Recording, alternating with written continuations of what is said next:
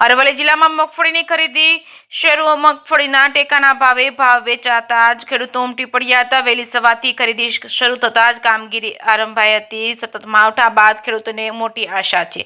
7 દિવસના પેમેન્ટ કરવાની ઊભી કરાઈ હતી સિસ્ટમ। ખેડૂતોને મગફળીના ટેકાના ભાવમાં ભાવ વધારાની માંગણી। સતત માવઠાના કારણે ઉતારો ઘટતા મણ દીઠ 200 રૂપિયા વધારો આપવાની માંગ કરી છે। સવારથી જ ખેડૂતોમાં ઉત્સાહ જોવા મળી રહ્યો છે। જે સિંગુ સાથે મયુર પોકાર માલ। મારું નામ સુરેશભાઈ રામાભાઈ પટેલ, ગામ બામણવાનો વતની છું। સરકારશ્રીએ ટેકાના ભાવે જે મગફળી ખરીદવાનું કેન્દ્ર મોડાસામાં જે ચાલુ કર્યું છે એપીએમસી બાજકોટમાં અહીંયા, તો બહુ શુભ શરૂઆત સારી કરી છે અને બહુ શાંતિપૂર્વક ખેડૂતો માલ તોલાવે છે અને સારી રીતે તોલાટ પણ સારું છે, કોઈ તકલીફ પડતી નથી અને ખેડૂતશ્રીએ સંતોષ છે બધાને। પણ અમારી રિક્વેસ્ટ એવી છે સરકારશ્રીને હજી સુધી કે ભાઈ 1452 રૂપિયા જે ભાવ છે એ લગભગ 1700-1800 રૂપિયા થાય અને સરકાર એટલા પૈસા જો આપતી હોય ખેડૂતોને તો ખેડૂતો 2 પૈસા કમાય અને થોડા સુખી થાય, કેમ કે ઉતારો આવતો નથી। દર સાલ ખેડૂતોમાં ફ્રી એકની એક ખેતી થાય છે એટલે ઉત્પાદન ઓછું આવે છે।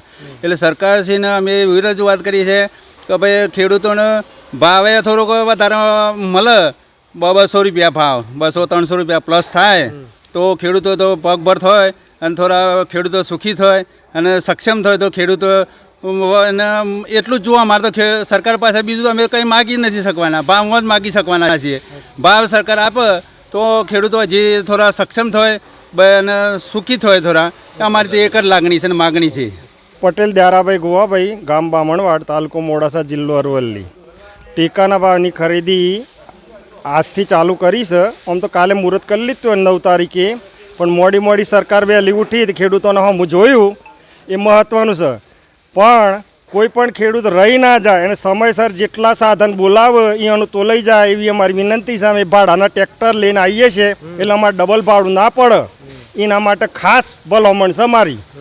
અને જે તોલાટ તો જોયો બહુ રેગ્યુલર તોલાય છે એ પ્રમાણે તોલ, અને કોઈ 1-2 ગ્રામમાં ઓછું વધતું હોય તો કોઈ ખેડૂતનું દુઃખ ના થાય અને એની મગફળી લેવાય અમારી વિનંતી છે। 1-2 ગ્રામ કોઈને કાજી કેના વજન નથી થતો, ભરતી નથી થતી એટલી તો માર્કેટમાં વેપારીઓએ ચલાવેલી છે।